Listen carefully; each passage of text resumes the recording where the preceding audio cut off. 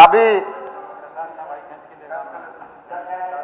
किसानों के ऊपर बात चल रही थी। बिजली को लेकर एक नई कंपनी का प्रस्ताव माननीय मुख्यमंत्री जी ने रखा है डिस्कॉम के नाम से। पहले में और अब में बिजली में बहुत सुधार हुआ है किसानों के लिए, लेकिन ये एक अच्छी पहल है, एक अच्छी सोच है कि और भी इस हमारी बिजली को किसानों के लिए कैसे सुविधाजनक किया जाए, ज्यादा टाइम कैसे दी जाए। मैं इस बात की सराहना करता हूं। इस बजट में बहुत अच्छा ये कार्य किया गया है।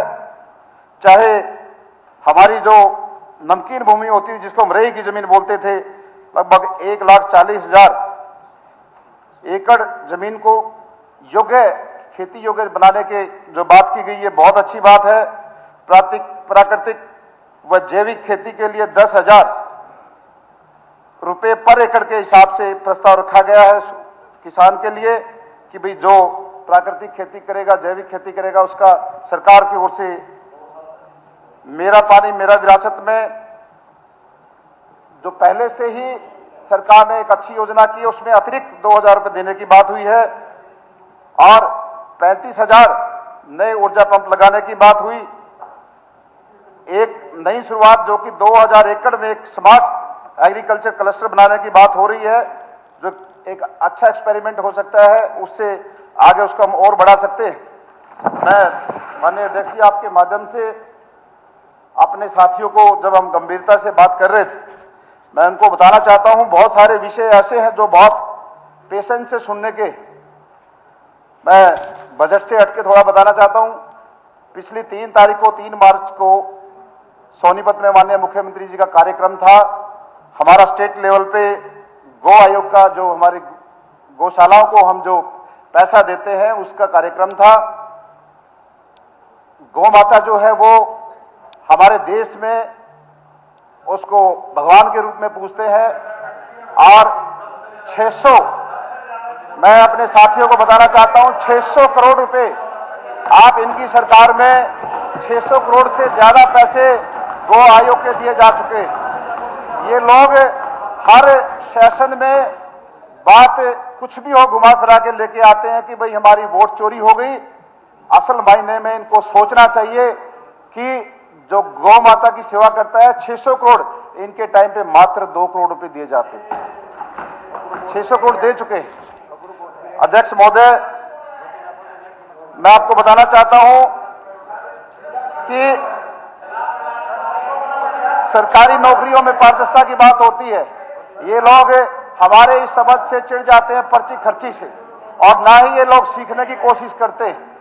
कई स्टेटों ने जो सीख लिया, लेकिन हमारे हरियाणा के साथी इस चीज से कोई सीख नहीं ले रहे। वो पर्ची खर्ची की बात से इतना चिढ़ते हैं और तीसरी बार ये वहां पर बैठे, इस वजह से बैठे। बजट में बोल रहे हैं, इसमें पॉइंट ऑफ ऑर्डर क्या है? मैं आपको बताना चाहता हूं, विषय थोड़ा है। चाहे आज देखिए सभी सदस्य, आप लोग ऑडिटर नहीं है, ऑडिटर नहीं है। आपका समय आएगा, आप बोलना जो बोलना आपने, ऐसे नहीं है। ऑडिटर हो क्या बीच बीच में तो सारे खड़े हो जाते हैं? नहीं, ऐसे नहीं है। अगर कुछ ऐसा लगता है तो आप उसका रिटर्न में आपत्ति दो। नहीं, ऐसे नहीं, ऐसे नहीं। बैठिए प्लीज। आप ऐसे थोड़े बोल रहे, आंकड़ों से बोल रहे हैं वो। आपको आपत्ति है तो लिख के दो आप। नहीं, ऐसे नहीं। उड़ा साहब, आप लीडर ऑफ, देखिए आप लीडर ऑफ अपोजिशन हो, आपका बोलना बनता है, आपका बोलना बनता है।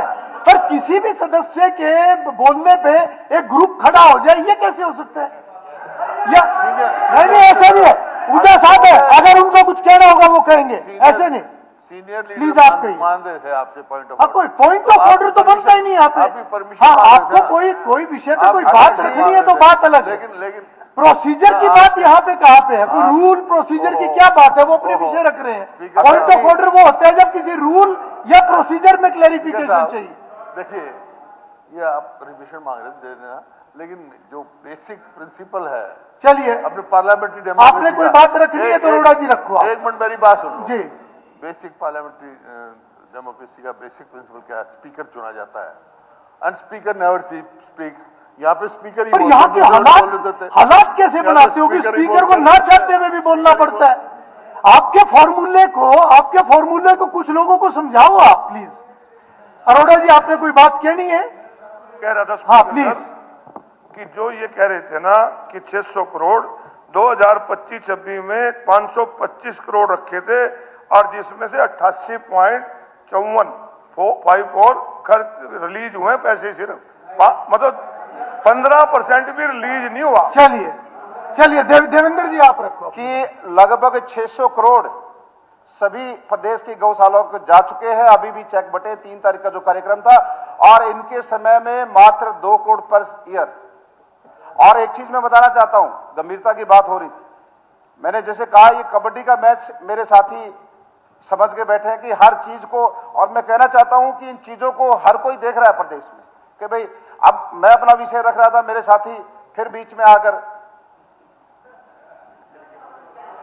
मैंने कहा ये सरकारी नौकरियों की बात थी, इसकी पारदर्शिता की बात थी, और ये साथी उन चीजों से सीख नहीं रही। कई स्टेटों ने सीखा है। कोई नहीं, आप अपनी बात रखें। मैंने इनको कहा कि वो भी हर बात पे समझदार आप है। लेके जाते हैं कि भाई सभी हमारी समझदार वोट है, चोरी जो हो कि आए गई। हुए हैं, आप अपनी बात। मैं सोनीपत से आता हूं, पहले की सरकार में और इस सरकार में कितना क्षेत्रवाद होता था। आज सोनीपत जिले में आप बॉर्डर से देख के निकलेंगे, आपको पता चलेगा कि भी वो सोनीपत नहीं है। कितने हाईवे, कितनी वहां इन्वेस्टमेंट, कितनी कंपनी, कितने वहां बदलाव हुआ है। और इस बदलाव का असर चुनाव में भी दिखा। 6 में से सिर्फ 1 सीट कांग्रेस पार्टी को गई, 5 सीटें बीजेपी को आई। ये बदलाव मैं अपने साथियों के आपके माध्यम से निवेदन करना चाहता हूं, क्योंकि बजट पे तो बहुत सारे सम्मानित साथी बोल गए थे और किसानों के ऊपर मुझे बोलना था, मेरे से पहले भाना साहब बोल दिए, इसलिए मैंने उन पे डिटेल में नहीं जाना चाहा। केवल निवेदन उतना ही करना चाहता हूं कि यहां इस चीज को थोड़ा गंभीरता से ले। कोई काम की चीज है तो उस पर कम से कम गंभीर जरूर हो। और मैंने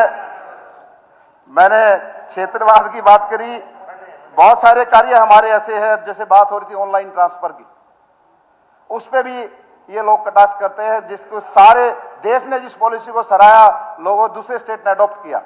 तो मेरे इस विषय के पीछे ये कहना चाहता हूं, जो ये बार बार ईवीएम और वोट चोरी का, इन चीजों से सीख लीजिए। आपके काम की बात है, आगे काम आएगी। मैं आपका बहुत बहुत धन्यवाद करता हूं। देखिए